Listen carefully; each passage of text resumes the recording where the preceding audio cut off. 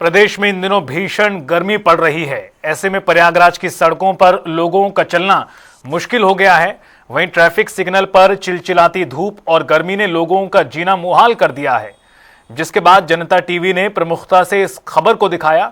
वहीं अब खबर का असर देखने को मिला, जहां नगर निगम की ओर से ट्रैफिक सिग्नल पर छावनी लगवा दी गई है, जिससे लोगों को परेशानियां थोड़ी कम होंगी। हमारे संवाददाता SM आमिर की देखिए खास रिपोर्ट।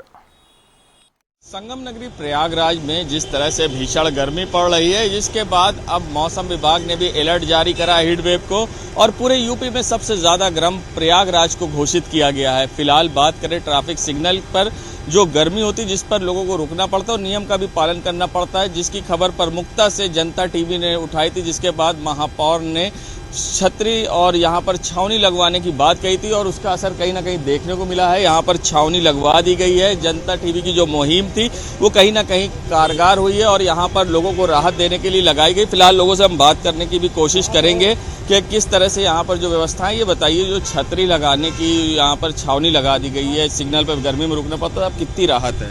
नहीं, पहले से तो बहुत राहत है। पहले अगर सिग्नल बंद हो जाता था तो हम लोगों को मतलब धूप में खड़े रहने पे 10 मिनट खड़े रहने में हालत खराब हो जाती है, और इस तरह गर्मी बढ़ रही है, उससे बहुत राहत मिल रही है इसे छतरी लगने से। और लोगों से बात कर लेते हैं। बताइए, यहाँ पर छावनी लग गई नगर निगम के द्वारा, अब सिग्नल पे कितनी राहत हो रही है? सिग्नल पे बहुत राहत है सर। ऐसी सुविधा हर सिग्नल पे होना चाहिए, क्योंकि धूप गर्मी इतना ज़्यादा है, ऐसी व्यवस्था हर जगह होनी चाहिए। तो देखिए, सबसे बड़ी बात है, ऐसी व्यवस्था हर जगह होनी चाहिए।